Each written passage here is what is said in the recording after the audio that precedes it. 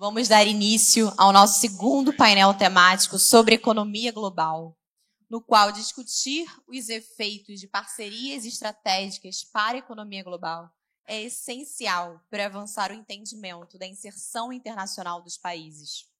Nesse painel, serão relacionados recentes acontecimentos internacionais com os acordos comerciais em negociação. Gostaria de chamar ao palco para dar início a esse debate o embaixador do Brasil na Alemanha e conselheiro do Centro Brasileiro de Relações Internacionais, embaixador Roberto Jaguaribe.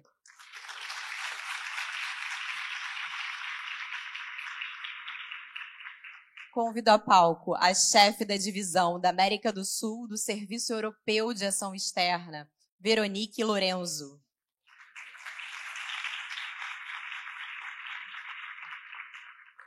E o conselheiro de Segurança Nacional no Parlamento Federal Alemão, Henning Speck.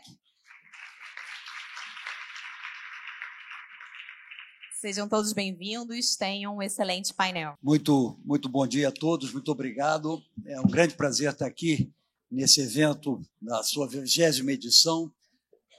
Eu acho que é um evento que dá um realce a uma temática fundamental para todas as regiões do mundo, e eu acho que ele tem contribuído para uma reflexão mais aprofundada sobre temas importantes aqui no Brasil. Queria cumprimentar a CAIS, uma entidade que tem uma grande parceria com o Brasil e com o SEB em particular. O SEB é uma instituição que está se fortalecendo como um dos principais centros de reflexão sobre relações internacionais, não apenas do Brasil, mas da América Latina e mesmo do mundo. E também a Comissão Europeia, que sempre tem uma relação muito sólida conosco. O título do nosso painel, como já foi dito, é Economia Global e Parcerias Estratégicas em Tempos de Guerra. Evidentemente, nós sabemos que isso é uma temática muito ampla, o mundo é muito complexo, tem uma multiplicidade de alternativas que se pode criar em torno dessa questão de parcerias, mas o foco da nossa reunião, o foco desse evento é sempre a relação América Latina-Europa e, portanto, nós vamos nos restringir ao que se pode criar em torno dessa dinâmica em função das crises que foram também tratadas no painel anterior.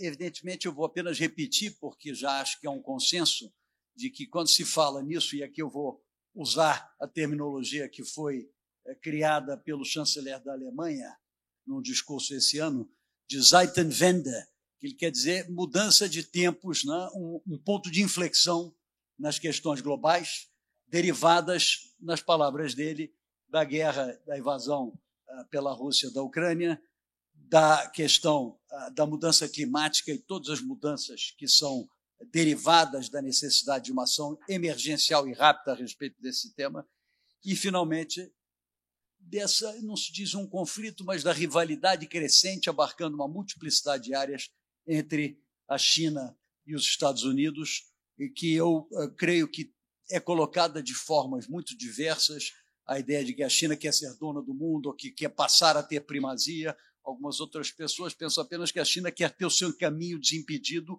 para seguir o seu destino, e ela se vê cada vez mais tolhida. São percepções diversas, mas, de qualquer forma, criam uma situação conflitiva que tem um impacto global muito significativo.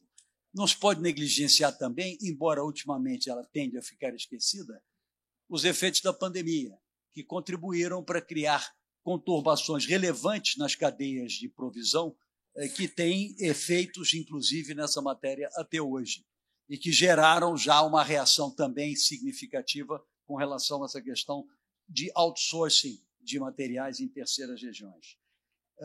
A relação da América Latina com a Europa sempre foi uma relação muito referencial, né? Nós temos diante de um continente que é efetivamente o principal modelo que a América Latina tem, portanto, uma relação muito densa que se cria ao longo do tempo. O Brasil, com a Europa e com a Alemanha em particular, e eu estou falando da Alemanha porque é onde eu sou embaixador, tem uma relação também muito densa. Nós fizemos, na época em que eu era presidente da Apex, um mapa dos investimentos recíprocos entre o Brasil e a União Europeia, que foi reeditado agora mais uma vez, evidenciando que a União Europeia é o maior investidor no Brasil, mais de 50% da massa de investimento que tem no Brasil, e isso certamente é expansível para todo o Cone Sul da região muda conforme a gravidade aproxima da grande potencial norte, que é os Estados Unidos, porque aí os Estados Unidos passa a ter um papel cada vez mais preponderante na região, quanto mais ao norte você viaja. Mas na área sul da América Latina e da América do Sul, a Europa sempre foi predominante, tanto em termos de investimento como em termos de comércio. Evidente que há uma tendência na europeia de olhar a América do Sul com olhos ainda do século XIX, dos naturalistas europeus que vieram aqui, quanto contribuíram para a formatação de uma imagem europeia, começando por Humboldt, que até hoje, a meu juízo, é o definidor da imagem da América Latina e do Brasil, particularmente da América do Sul, na Alemanha. Mas a América do Sul e a América Latina é muito mais do que isso. Nós somos 660 milhões de pessoas, um PIB aproximado em PPP, paridade de poder de compra, de cerca de 11 trilhões de dólares, e, portanto, uma realidade econômica muito relevante e que apresenta um potencial muito significativo com a Europa por causa dessa parceria tradicional. Ocorre que isso não tem sido utilizado ao longo dos últimos 30 anos, né? E o grande beneficiário dessa falta de atenção da Europa tem sido eminentemente a Ásia. Todo mundo fala da China, mas não é só a China. Toda a Ásia tem se beneficiado de uma ampliação extraordinariamente significativa de participação em investimentos e participação de comércio com relação à América Latina. No caso do Brasil, em particular, nossa relação comercial com a Ásia, não China, já é 25% maior do que nossa relação comercial com a União Europeia, o que é um indício dessas questões. Em parte, isso se deve, ao que já foi mencionado, à expansão para o leste da União Europeia. Eu acho isso extraordinariamente lógico e racional. A Alemanha, em particular, tinha que dar uma atenção muito particular a esse processo. O primeiro condicionante da diplomacia tem de ser e é necessariamente a geografia. Se você tem vizinhos que não estão no seu nível de teor, as condições de progresso se sentem dificultadas, de modo que é um processo muito natural. Mas essas três crises estão chamando a atenção para uma necessidade de diversificação. A Europa tem falado também em elementos valorativos, aproximativos com relação à América Latina, e surge uma oportunidade de revitalizar essa relação e transformá-la num eixo central de um potencial novo patamar de intensidade entre a América Latina e a Europa. E, para isso, nós temos aqui dois panelistas que vão nos apresentar essas visões. Começo pela Veronique Lourenço, que é chefe da divisão da América do Sul do Serviço Externo Europeu e que, portanto, tem um contato diário com essa questão. Ela vai fazer uma apresentação inicial, seguida do Henning Speck, que é conselheiro de Segurança Nacional do grupo parlamentar liderado pela CDU-CSU no parlamento alemão, no Bundestag, e que tem um papel de destaque, sempre tradicionalmente é o grande partido alemão, junto com o SPD, são o que eles chamam de Volkspartei, são os partidos que representam um grupo mais significativo de eleitores e de variações políticas dentro do contexto alemão. Nessas alturas, nós podemos talvez dizer que o Partido Verde está caminhando para formar uma ameaça ao mundo, digamos, bipolar dos Volkspartei no alemão, mas é também uma confluência importante. De modo que, em primeiro lugar, eu vou passar a palavra para Veronique Lourenço. Muito obrigada. Bom dia a todas, a todos. É um grande prazer, uma honra estar aqui. Obrigado a CAIS, a SEBRE pelo convite e por dar um pouco a perspectiva da parte do Serviço Europeu de Ação Externa. Começando pelo diagnóstico. Sabemos, a globalização, o livre comércio estão sob ameaça. O foco agora é a segurança econômica, a política industrial, um papel mais intervencionista do Estado, e basta ver a declaração recente dos G7, que se foca na segurança econômica e na resiliência. Temas como cadeias de suprimento resilientes, infraestrutura crítica, coerção econômica, todos os temas que ameaçam a paz e a segurança internacional. E a verdade é que a segurança econômica tornou-se um conceito central nas políticas econômicas, e às vezes isso tem levado a apelos diretos ao protecionismo. Mas antes de entrar nesse debate, eu queria voltar para algumas premissas fundamentais da parte da União Europeia, desde a sua criação, A prosperidade da União Europeia foi construída nesse comércio aberto, nesse investimento enquadrado, claro, na cooperação multilateral e na ordem internacional baseada em regras, mas esse modelo realmente permitiu-nos crescer, proporcionar bem-estar, proporcionar segurança e estabilidade para nossos cidadãos. Hoje em dia, o comércio é 25% do PIB da União Europeia, 40 milhões de empregos, e o PIB não é só, o comércio não é só PIB, é inovação, é avanços tecnológicos. Um exemplo muito claro, muito próximo, é a colaboração entre a Embraer e as empresas europeias. E tanto um como o outro beneficiam-se imensamente da fonte de inovação para ambos os lados do Atlântico. Atualmente, nesse contexto que vemos de concorrência internacional e de tensões geopolíticas, essas interdependências também implicam riscos. E vimos, todo mundo falou das tensões entre os Estados Unidos e a China, a guerra na Ucrânia, claro, os choques causados pelo Covid-19. E isso faz com que assistamos cada vez mais à instrumentalização e à coerção econômica. Um par de exemplos: a invasão russa da Ucrânia expôs muito claramente as vulnerabilidades econômicas da União Europeia, que se atribuem, claro, à dependência excessiva de um fornecedor. E ficou muito claro que a Rússia não tinha nenhum constrangimento em instrumentalizar, por exemplo, o fornecimento de gás à União Europeia. Outro exemplo, com a China, que continua sendo um parceiro comercial para nós essencial, a relação econômica é desequilibrada. É caracterizada por um grande déficit comercial, práticas econômicas distorcidas, dependências estratégicas. E isso é realmente problemático quando falamos de matérias-primas críticas para as transições verdes e digitais.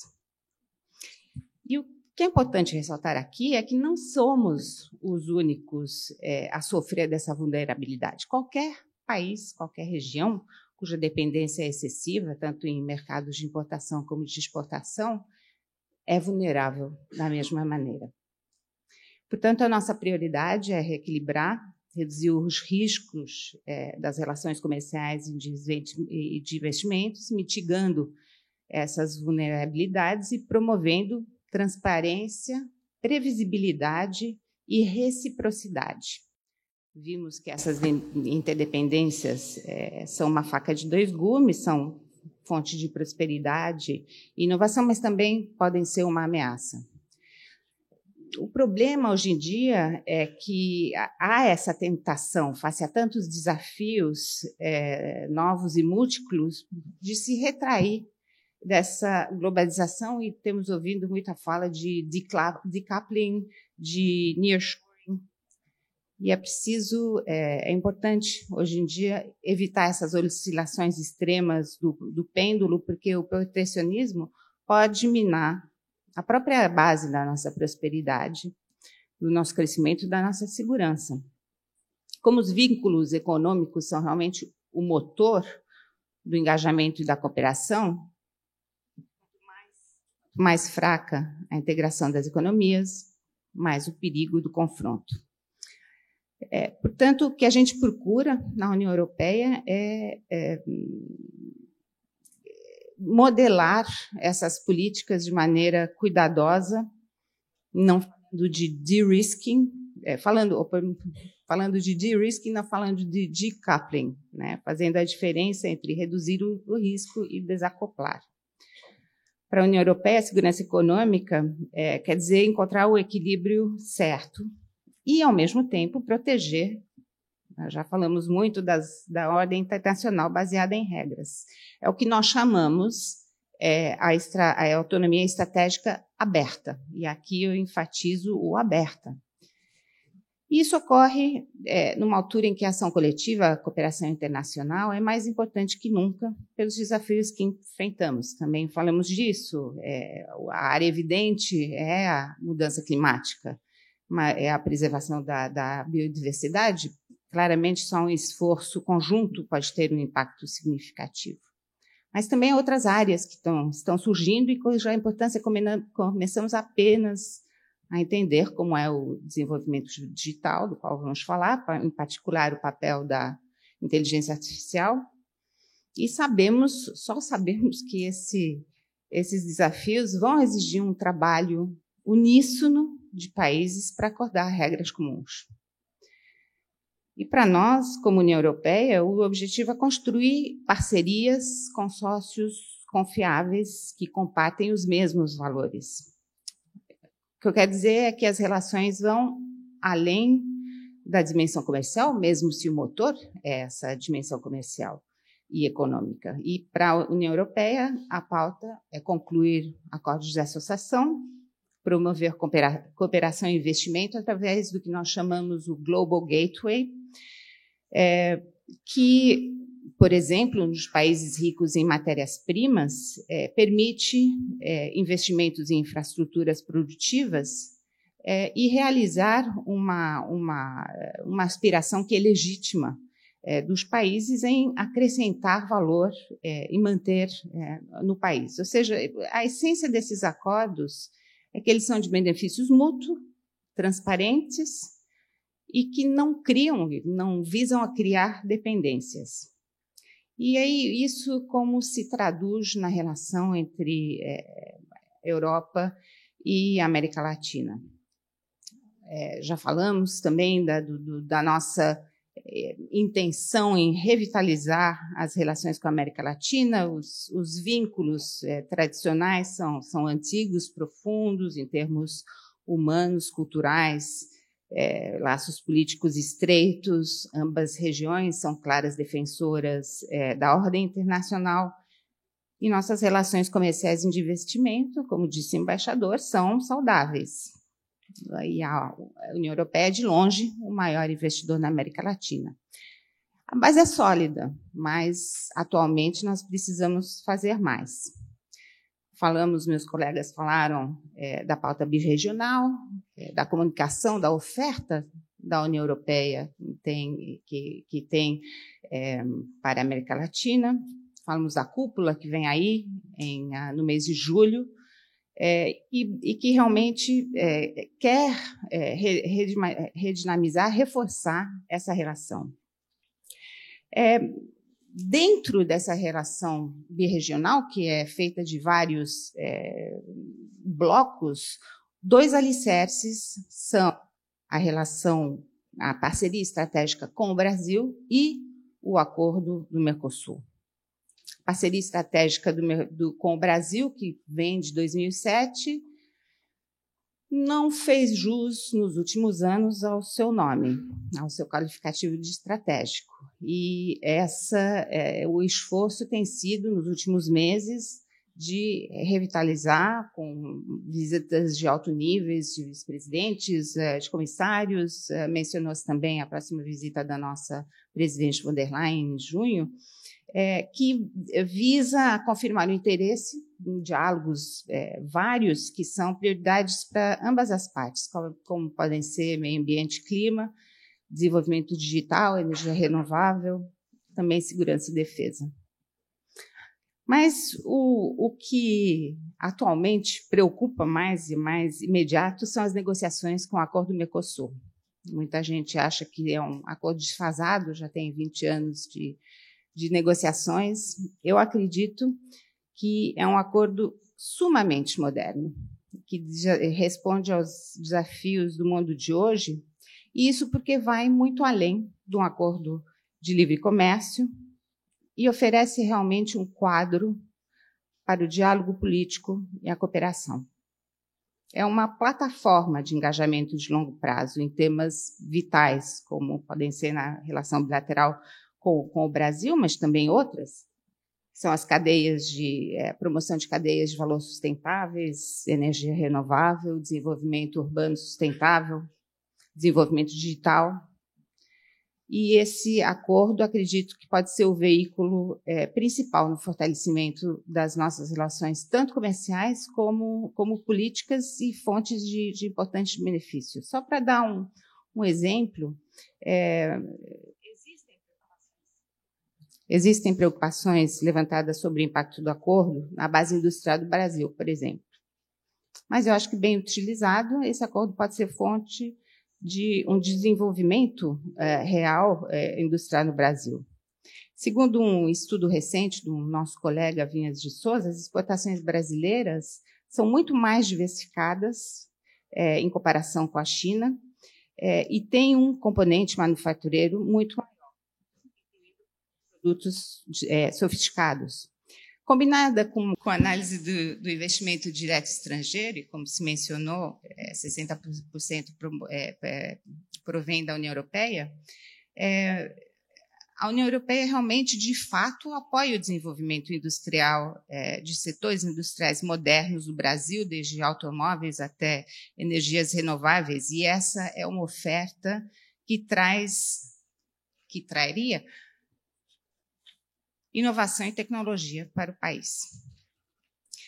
Acho que estamos atualmente num período crítico das discussões. Existe uma janela de oportunidade agora, existe a vontade política de concluir, isso foi confirmado nas últimas negociações dos negociadores em Buenos Aires, de resolver as questões pendentes.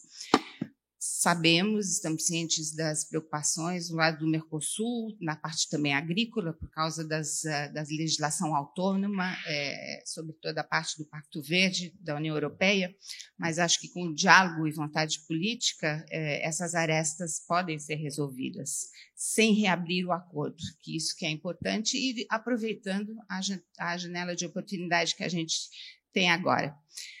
É preciso ver não só os benefícios, como também o custo do não acordo, o custo político, para a credibilidade tanto da União Europeia como do Mercosul, e, claro, os custos em termos de oportunidades econômicas. Atualmente, está todo mundo de olho no fechar o acordo, na letra pequena do acordo.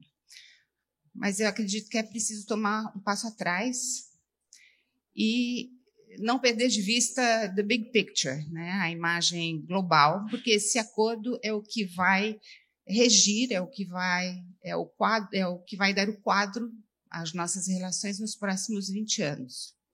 E nesse contexto geopolítico é mais importante do que nunca poder trabalhar no desenvolvimento industrial verde, nas cadeias de valor verdes, nos setores que eu mencionei. Eu só queria terminar citando o nosso caro ex-embaixador Marcos Galvão, ex-embaixador na União Europeia, que disse o seguinte numa sessão no Parlamento Europeu: nem o Brasil, nem a União Europeia são o rei leão na selva do comércio, mas se decidirmos trabalhar juntos, podemos realmente fazer a diferença. Obrigada.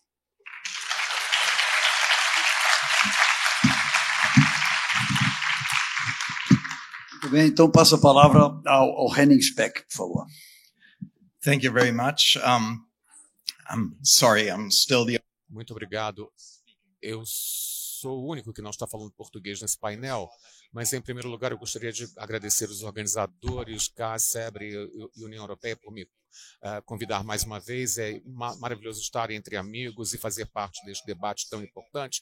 Para começar, eu diria que o Forte sempre foi muito visionário e sempre forneceu uma plataforma para o engajamento neste diálogo entre a União Europeia e a América Latina. E a política agora está se adaptando, está focando, como Henrique Moura disse, e nós teremos uma nova plataforma de comunicação conjunta na cúpula. Está um pouco atrasado, mas é interessante que nós estamos correndo atrás do tempo perdido e vamos transferir o espírito do Forte para as nossas conversas na Europa. Esperamos. O tópico que o Roberto já mencionou, que é muito está distante ainda. Nós precisamos analisar algumas observações e elementos para debater com vocês ao longo deste painel. Eu acho que analisando a parte econômica e o momento atual do mundo, isso mostra claramente as diferenças entre as duas regiões, mas, ao mesmo tempo, joga luz sobre as grandes oportunidades que existem, entre outros fatores, que o acordo viabilizará, que eu espero que nós consigamos assiná-lo. Eu vou começar analisando algumas observações do ângulo da União Europeia e da Alemanha. Eu acho que nós já debatemos o fato de que nós temos um desafio imediato, que é a guerra da Rússia contra a Ucrânia e a repercussão na ordem global. Muito já foi dito, mas eu gostaria de mencionar e adicionar um ponto, porque eu acho que isso é muito importante, extremamente importante, quando se trata da manutenção da ordem global. A Ucrânia deliberadamente abandonou as armas nucleares, foi parte do Memorando de Budapeste em troca da obtenção da garantia da Rússia com relação à sua integridade territorial. A Rússia simplesmente rasgou aquele papel e jogou fora, jogou na lata do lixo. Vocês imaginam o que isso significa para a validade e a credibilidade da ordem internacional? Tantas negociações estão lidando exatamente com esse desafio. E essa é a razão pela qual nós desesperadamente defendemos a ordem global na Europa e nós queremos realmente nós queremos o restabelecimento da ordem antiga, a razão pela qual estamos fornecendo recursos à Ucrânia para que eles realmente vençam esta guerra e recuperem a sua soberania territorial. É uma guerra que está acontecendo no coração da Europa, e isso é uma grande preocupação para nós. A resposta: existe apoio militar, evidentemente, mas existem sanções severas. Isso é algo que a Europa não... a Europa usou isso como instrumento para certificar-se de que o respeito à ordem internacional será garantida. E as sanções são uma maneira de consegui-lo. O problema com as sanções, e foi parte do debate, é que elas são aceitas e implementadas por um número reduzido de países no mundo. E existem muitos, incluindo amigos na América Latina, que veem a dinâmica da guerra de uma maneira diferente e não implementam essas sanções. Obviamente, isso enfraquece o poder que nós temos na criação de espaço para a circunvenção dessas sanções. Isso é algo que nós temos que debater com os nossos amigos e parceiros, e depois nós temos desafios na imprensa também. E muito já foi dito com relação à China. Permitam-me dizer que permitam-me acrescentar uma perspectiva um pouco diferente, porque nos painéis anteriores isso foi colocado no contexto da rivalidade entre China e Estados Unidos, na rivalidade sistêmica. Eu não quero descontar os elementos dessa questão, são importantes, mas no final das contas eu faria a distinção diferentemente e eu não colocaria a União Europeia como um espectador isento que está simplesmente assistindo tudo de fora, mas a rivalidade entre esses dois países que querem manter e fortalecer a ordem internacional, eles querem alterá-las e criar uma nova ordem internacional.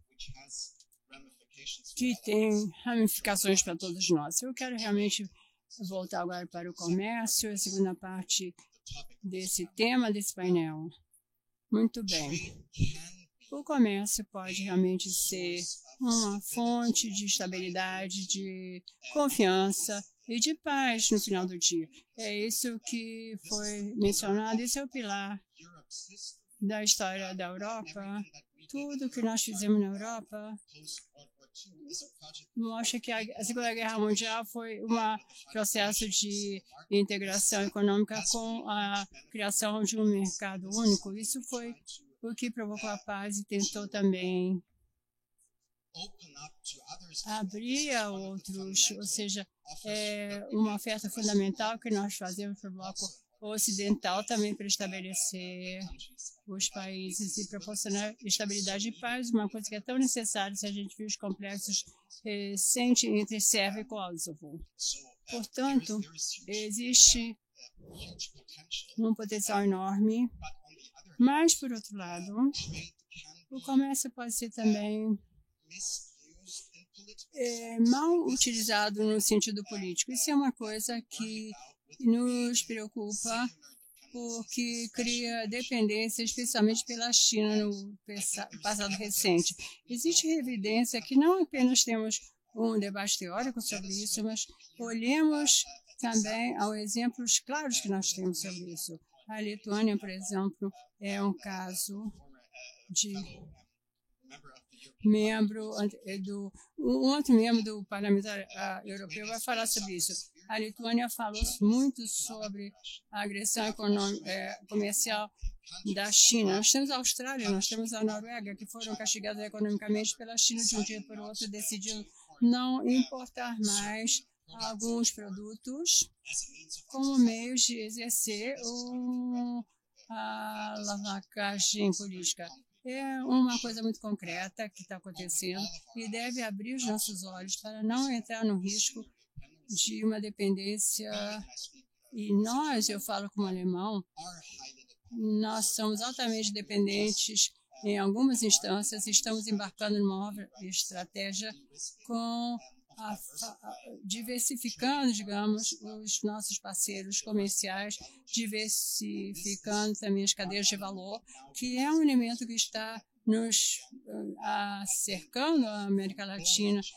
E eu acho tanto a guerra de agressão contra o GRAN, que é um desafio, e também o aumento da agressão chinesa no mundo econômico mundial, existe um momento de diversificação de parceiros e eu acho que a União Europeia está procurando por aqueles que estão mais perto de nós em termos de valores, de história e também de potencial. E é por isso que estamos olhando especificamente a aumentar a nossa relação com toda a área da América Latina e uma finalização do acordo União Europeia e Mercosul vai ser realmente a parte mais visível para criar a zona comercial maior do mundo e todo mundo vai dizer o que vai significar isso, não apenas comércio bilateral, mas também estabelecer as regras do jogo e como o Monique já falou que a ideia é ter uma olhada para o futuro, orientado para o futuro e os acordos comerciais que possam proporcionar também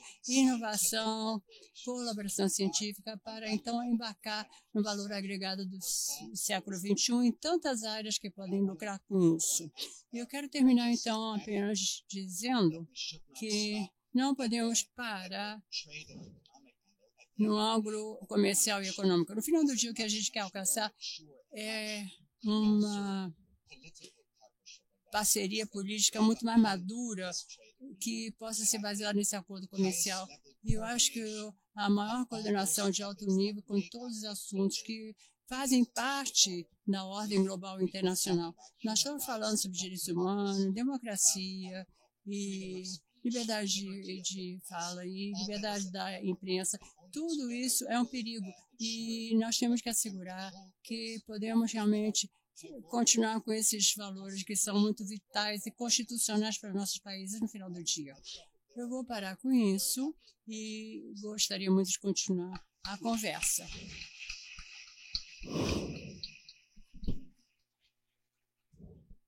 Eu agradeço.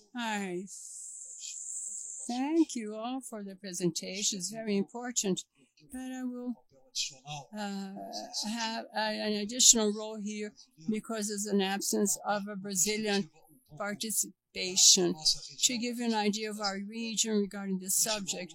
And of course, there are not a lot of differences because Brazil truly wants Europe very much. We're very interested in having a strong relation with Europe, and we are working in this sense for a long time.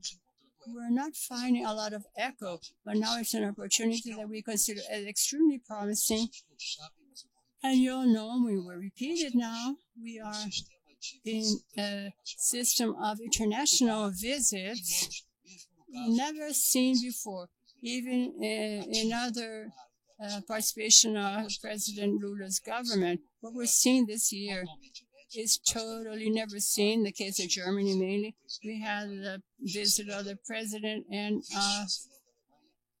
the ministers of Germany. We will have the Foreign Affairs Minister of Germany with the Labor Minister of Germany. We have the Environmental Minister of Germany, the International Cooperation Ministry of Germany.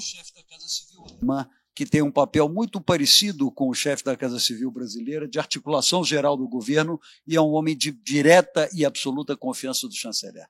Tudo isso é um indicador de um enorme interesse, de uma possibilidade de retomar um nível de relação que já foi muito maior no passado e que diminuiu significativamente ao longo dos últimos 30 anos. Eu acho importante, porém, a gente corrigir algumas distorções de percepção que têm originado dificuldades no estabelecimento de um novo patamar de relação. E eles dizem respeito, sobretudo, no caso do Brasil, existem outros assuntos, mas no caso do Brasil, a questão ambiental. É evidente que o Brasil atravessa dificuldades, sobretudo no policiamento adequado da restrição do desmatamento ilegal da Mata Atlântica, que explodiu de forma muito significativa no passado, mas também é evidente que nós estamos hoje com um compromisso muito claro a respeito dessa matéria, que a experiência pregressa no governo do presidente Lula foi muito exitosa, houve uma redução de 80% do desmatamento, ao passo que houve um crescimento de produção agrícola de 75%. É uma tarefa complexa, que requer muito esforço, muito recurso, e que para o qual a comunidade internacional, no fim, não está adequadamente aparelhada. E aí uma das distorções que eu acho importante ter presente é o seguinte: apesar da Europa ser um dos grandes mobilizadores no sentido de trabalhar para evitar que a mudança climática cause os impactos negativos que ela já está causando, mas que tem o potencial de atingi-lo ainda de forma muito mais acentuada, a verdade é que a América Latina, e o Brasil em particular, são países com excesso, não vou falar a palavra excesso, não é adequada, mas com sobra de sustentabilidade. O Brasil tem uma matriz energética hoje que é uma matriz que a Europa pretende ter daqui a 20 anos. E o Brasil, em termos de floresta, está onde a Europa já teve há 2000 anos atrás e não mais tem condições de voltar e nem sequer pretende voltar. Então, a situação real é um diferente de patamar muito acentuado. A capacidade adicional de geração de energia sustentável que a América Latina tem, e não é apenas o Brasil, embora o Brasil talvez seja um dos países de destaque, é um dos elementos chaves nessa nova parceria que se pode trazer. A Europa tem necessidade de importar energia sustentável ou não, está focada agora numa enorme ampliação local de produção de energia sustentável, mas ainda assim todos sabem que ela será insuficiente para fazer frente às demandas e que vai ser preciso uma garimpagem pelo mundo dessas fontes de energia, e a América Latina se situa como um dos lugares mais promissores para isso, particularmente nesse caso a América do Sul, mas outras áreas também têm esse potencial. De modo que nós temos um interesse extraordinário nessa matéria e uma capacidade de fazer uma produção mais ativa. No caso do Brasil, há um espaço de propor projetos viáveis, já engatilhados, mas não realizados pela falta de demanda, de cerca de 200 a 300 gigawatts de energia renovável, amplamente situados no Nordeste, que já se dispõe de uma capacidade de produção e de armazenamento, ainda não, mas é possível construir, mas de transporte para a Europa muito significativo. Uma das encruzilhadas que se coloca diz respeito a essa questão do relacionamento com a China. O fato da América Latina ser uma área em que a China entrou com muita convicção e gerou um comércio extremamente importante, sendo que a China é a principal parceira de um grande número de países da região, inclusive, evidentemente, o Brasil, causa uma certa preocupação, e eu acho que é natural que exista isso. O fato da China já ter entrado na África e causado também uma grande alteração nas relações comerciais e de investimento na África, já levou a Europa a uma resposta importante nesse sentido, e agora, de certa forma, provoca também aqui. O que eu quero dizer a respeito disso é o seguinte: o Brasil tem o privilégio de ter uma vocação diplomática e de ter capacidade de interlocução com todos os países do mundo, e isso é um dos grandes pontos que o Brasil tem. Nossa interlocução com a China é baseada em interesses comuns, é baseada numa complementariedade econômica muito significativa. A China já é, de fato, a maior economia do mundo em termos de paridade de poder de compra, a partir, possivelmente, desde 2015 ou 2016, mas é uma economia distante da capacidade de autossuficiência, tem demandas externas muito significativas, sobretudo em áreas onde o Brasil é grande e competente produtor: energia, matéria-prima e agricultura. São 3 elementos onde a China tem uma demanda muito significativa. Essa relação é uma relação de grande vigor econômico e comercial e não vai mudar, porque é uma demanda que precisa ser preenchida. O que eu acho que nós temos condições de fazer é de acelerar, pelo outro lado, essa relação com a União Europeia e com os países aqui apresentados em particular, mas a ideia de que é necessário criar uma opção, não creio que a Europa coloque nesses termos, mas não cria embaraços para o Brasil. O Brasil é um país que tem essa facilidade, tem uma vocação muito universal em termos de relacionamento, e eu acho que a relação com a China tem que ser acomodada. Eu não vejo, o Brasil não vê a China com essa preocupação que foi descrita aqui por você, por exemplo. Eu acho que é evidente que qualquer parceria, se passar além de um certo limite em termos percentuais do seu comércio, cria dificuldades de natureza eminentemente econômica, e vemos aqui os vizinhos dos Estados Unidos como criam, de vez em quando, situações complexas, tanto o México como o Canadá, em função de variações, como ocorreu recentemente na política externa americana. O Brasil, apesar de ser um país de uma economia grande, tem um comércio exterior muito equilibrado, e a China, que é de longe o nosso maior parceiro, tem 30 e poucos % do nosso total de comércio. Portanto, algo que ainda não está num patamar que poderia se dizer que fosse extremamente preocupante. Então, eu acho que essas questões precisam ser levadas em conta e que o interesse brasileiro e do resto da América Latina em ampliar significativamente a relação com a Europa não vem atrelado a certos condicionamentos de natureza política, embora as convergências políticas sejam de tal ordem que os desafios importantes, sobretudo na questão da democracia, onde todos os países da região, e o Brasil, muito recentemente, num episódio muito crítico que ocorreu no dia 8 de janeiro, mas agora mesmo o Peru, o Equador enfrentam desafios altamente significativos, e a cooperação com a Europa pode trazer benefícios nesse sentido, inclusive. De modo que é uma questão que a gente vê com muito interesse, com muita energia e disposição para fazer acontecer, e não apenas a relação birregional, a relação Mercosul-União Europeia, mas também a relação bilateral Brasil-Alemanha, que tem um potencial muito significativo. Eu queria agora fazer o meu papel de moderador e fazer 2 perguntas muito tópicas a respeito dessa matéria. Em primeiro lugar, a recuperação do interesse pelo acordo Mercosul-União Europeia e a viabilidade que ele possa vir a ser concluído, ou pelo menos adiantado até o fim desse ano, como foi apresentado em várias instâncias relevantes, mais recentemente na própria visita do chanceler da Alemanha ao Brasil. Mas também agora objeto de debate, inclusive pelas conjunções favoráveis das presidências tanto do Mercosul como da União Europeia, que passará no segundo semestre para a Espanha, um dos grandes entusiastas da promoção do acordo Mercosul-União Europeia. Aqui no Brasil me perguntam muito se é realista esse relativo otimismo de que eu me revesti ultimamente. Mas estamos à frente de uma pessoa que está tratando diretamente em Bruxelas dessa matéria, e eu queria lhe perguntar, falar para o povo brasileiro se você efetivamente acredita que há uma possibilidade concreta de que isso venha a se concretizar nesse segundo semestre desse ano.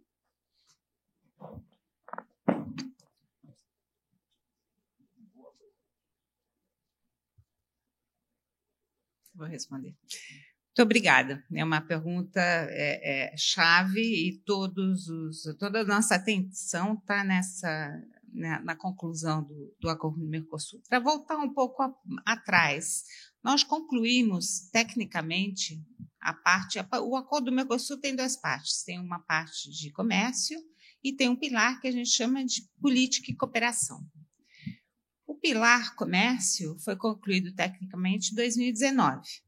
O pilar de política e cooperação foi concluído em julho de 2020. Ou seja, isso nós não pudemos ir mais além, porque não havia muitas preocupações por parte na Europa, pelo Parlamento Europeu, por Estados-membros, sobretudo em questões de sustentabilidade.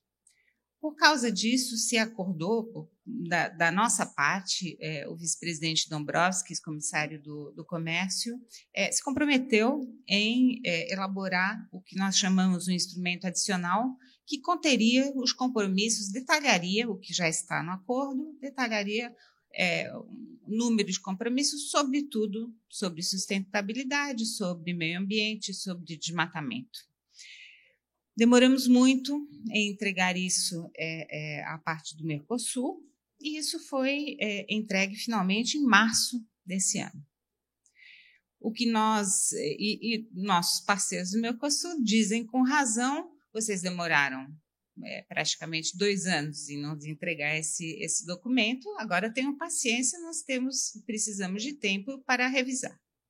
Tudo bem, eu acho que isso é perfeitamente aceitável, e há essa paciência, essa boa disposição do nosso lado. Portanto, nós estamos esperando uma reação consolidada do Mercosul sobre essa proposta, que não é nenhuma imposição, é um texto que tem que ser negociado, e acredito que não deve haver tantas diferenças. Outro problema que foi levantado pela parte do Mercosul como eu disse muito rapidamente, toda a autonomia, a legislação autônoma da parte da União Europeia sobre temas verdes, sobre a taxa de carbono, sobre a cadeias de suprimento livres de desmatamento. E o argumento é que essa nova legislação altera o equilíbrio que foi atingido quando se completou o acordo do Mercosul.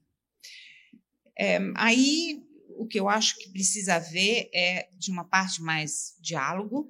Nós temos, o que é claro, é que temos objetivos similares sobre o desmatamento, e o que realmente importa é como vai ser implementada essa legislação, e aí existe uma oferta também de cooperação, de acompanhar os setores, sobretudo pequenas e médias empresas, a poder se adequar a essa legislação.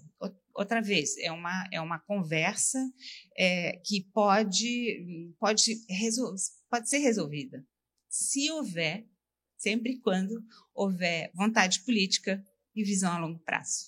E acredito, e continuo acreditando, que 2023 pode ser o ano da conclusão política do acordo.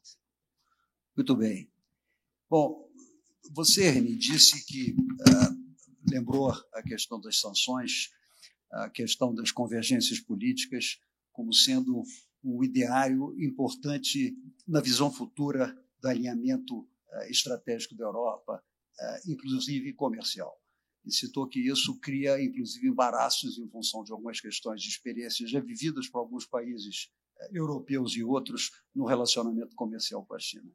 A pergunta que eu lhe faço é o seguinte, quer dizer, já está havendo na Europa e nos Estados Unidos um encaminhamento de medidas de contenção de importação através de diversas modalidades. No caso da Alemanha e no caso da Europa, tem a criação do controle das cadeias de produção, que é uma coisa que cria embaraços potenciais muito relevantes.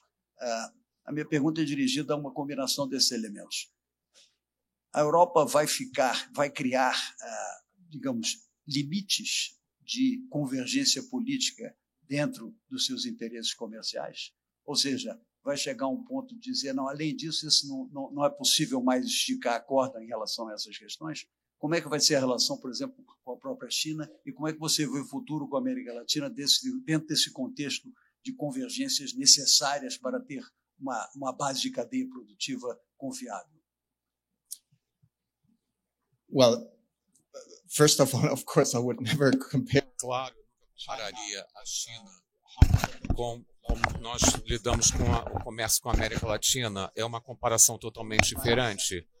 Como a Verônica disse no início, a noção de segurança econômica é algo que nós estamos debatendo na Europa, porque nós vimos nas últimas décadas que a tecnologia crítica, as tecnologias críticas foram transferidas especialmente para a China e tratou-se de um comércio injusto.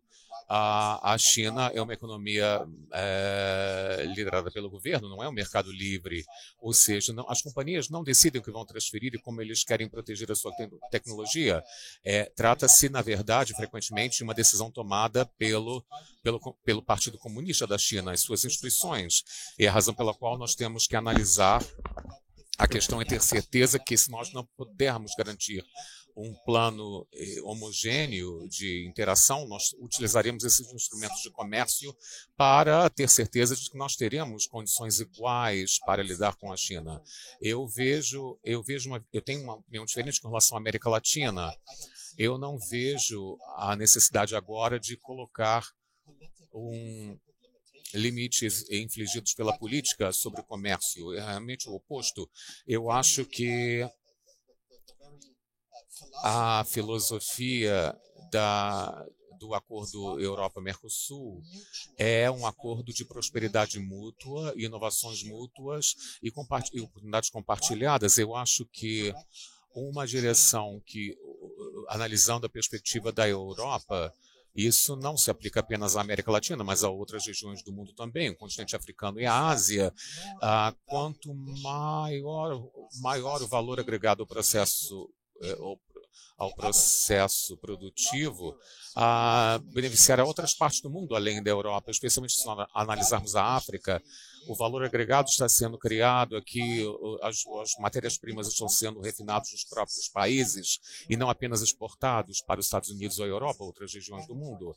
Isso é obrigatório para que seja analisado. A política tem que assegurar que isso aconteça de fato. Mais uma vez, eu não vejo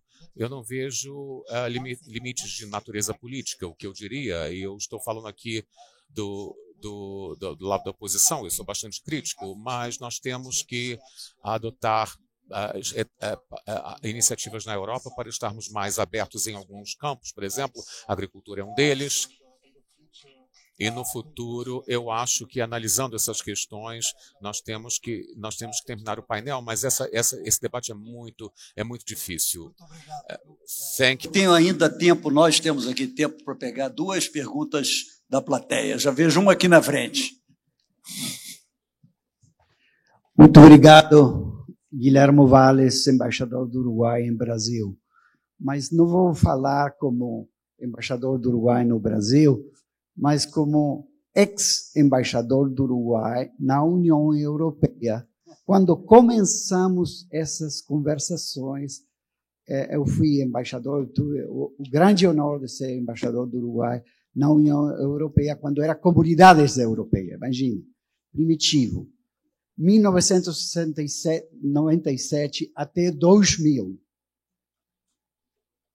Com o queridíssimo Jório Dauster, fomos a pequena máquina para começar a falar do nosso acordo. Eu fui também vice-chanceler quando começamos as negociações, no ano 2000, 99 e 2000. Eu gostaria de subrayar, vou passar ao espanhol, com o permisso de todos. Gostaria de sublinhar dois pontos que são importantes. Verônica nos falou dos custos de oportunidade. Custos de oportunidade.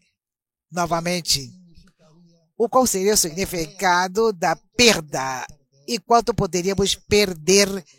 Qual seria o valor dessa perda de oportunidade de adiar ou assinar o acordo entre a União Europeia e o Mercosul esse ano ainda?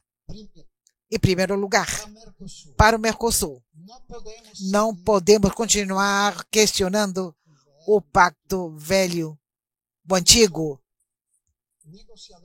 Eu sou um negociador comercial há 40 anos.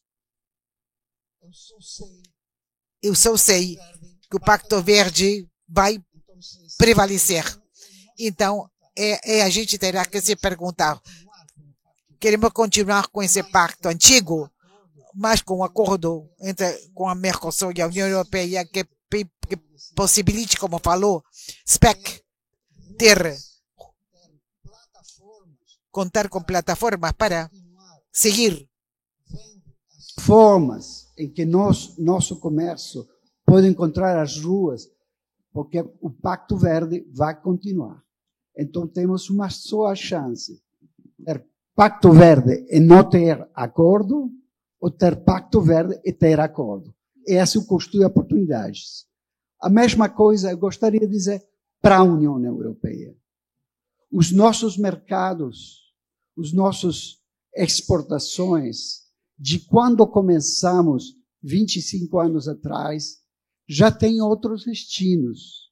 A importância estratégica comercial e econômica da União Europeia, em termos relativos, vai decrescendo.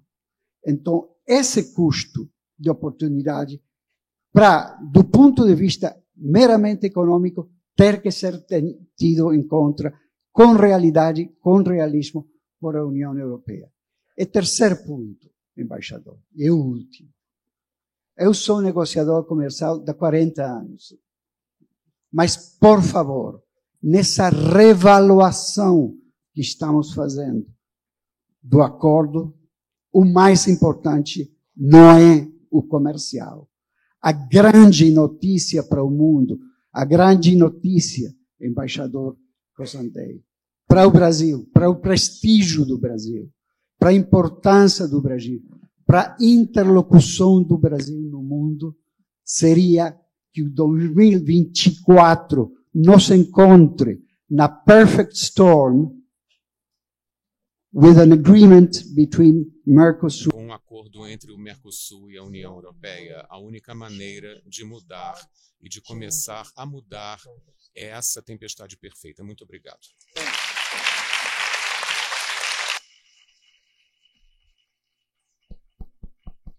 Eu acho que com essa ponderação, que eu acho que foi muito bem colocada, nós podemos, na verdade, encerrar. Não é uma pergunta, foi uma observação, acho que muito pertinente, muito necessária. Nós estamos de acordo completamente com isso, mas a verdade é que ainda temos algum trabalho para fazer, né? E, a meu juízo, deixou-se prolongar excessivamente uma percepção que hoje se enraizou e que dificulta politicamente que o acordo tenha uma tramitação mais simples do que poderia ter. Bom, muito obrigado a todos. Eu queria agradecer a vocês e particularmente aos nossos dois contribuidores aqui. Muito obrigado.